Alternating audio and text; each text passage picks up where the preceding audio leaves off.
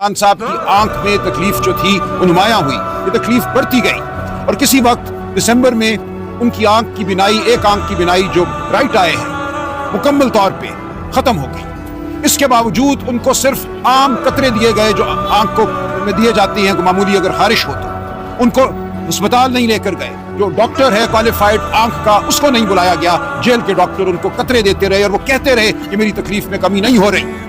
एक आंख बिल्कुल बीनाई से महरूम हो चुकी थी। इसके बाद जब सूरत हाल और बिगड़ी तो गफूर अंजुम को 16 जनवरी को तब्दील किया गया। उसके बाद जो नया एडमिनिस्ट्रेटर आया उसने भी 10 दिन ज़ाया किए और 26 जनवरी को डॉक्टर बुलाया गया पिम्स अस्पताल से, डॉक्टर आरिफ, जिन्होंने आकर जब उनकी आंख का मायना किया उसने कहा कि इनको फिलफौर अस्पताल लेकर जाया जाए। वहाँ उनकी आंख में एक टीका लगाया गया। जो लफ्ज़ या इस्तेमाल किया गया है ओक्लूजन ऑफ द रेटिना। ये ओक्लूजन कि जो भी बीमारी सामने आई उसके हवाले से एक टीका लगा, जिससे खान साहब कहते हैं कि अब 10 से 15% बीनाई इस हद तक वापस आई है कि उस आंख से अगर वो देखे उनको रोशनी महसूस होती है, लेकिन आंख की बीनाई वापस नहीं आई। ये इंतहाई तकलीफ दे और खौफनाक सूरत हाल है। और दूसरी आंख के हवाले से हम कुछ नहीं जानते कि इसकी वजह क्या है। खान साहब किस तिब्बी सूरत हाल से इस वक्त मुतासिर हैं जिसकी वजह से उनकी आंखों पर यह असर पड़ रहा है। इसके लिए ज़रूरी है कि फिलफौर उनका मुकम्मल तिब्बी मायना हो और तिब्बी मायना वो डॉक्टर करें जिन पे खान साहब को एतमाद है, जिन पर हमें एतमाद है, खान के ख़ानदान को एतमाद है और पाकिस्तानी कौम को एतमाद होगा। बिल्कुल ये सूरत हाल जो इस वक्त जारी है नाकाबिल कबूल है। आज चीफ जस्टिस ने कहा है कि 16 तारीख से पहले खान साहब का मुकम्मल तिब्बी मायना हो। उनकी आंखों का मायना वो डॉक्टर करें जो इस हवाले से इस्तिताअत रखते हैं, स्पेशलिटी रखते हैं। हमें यह मालूम है कि पिम्स अस्पताल में रेटिना के हवाले से स्पेशलिटी रखने वाला कोई डॉक्टर मौजूद नहीं है। इस्लामाबाद में शिफा इंटरनेशनल में 2 डॉक्टर साहिबान हैं जो ये स्पेशलिटी रखते हैं। जानबूझकर खान साहब को अब तक उनके सामने नहीं लेकर गए, उनको मायने का मौका नहीं दिया गया।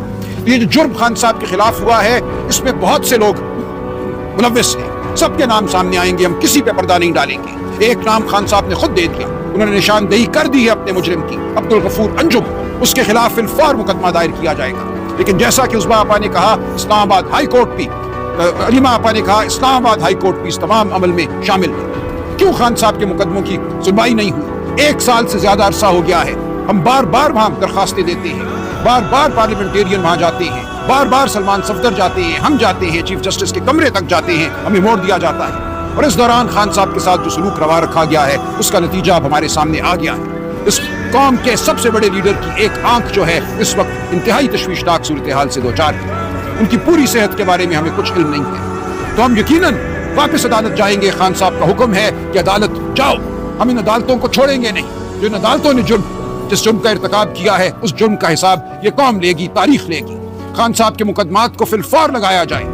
उनका मुकदमा अलकादिर का जो एक लग़्व केस है, झूठा उनके ऊपर इल्जाम है, 1 पैसे का खान साहब या बुशरा बीबी को फायदा नहीं हुआ। एक झूठे मुकदमे में 1 साल से उनकी दरखास्त सुनी नहीं जा रही, उनकी अपील सुनी नहीं जा रही, सजा मौतनी की दरखास्त नहीं सुनी जा रही। और इसी तरह जो दूसरा मुकदमा जो तोशाखाना का उन पर बनाया गया और जिसमें सजा दी गई, उसके हवाले से भी हम फिलफौर ये तकाजा करेंगे कि उनकी अपील सुनी जाए।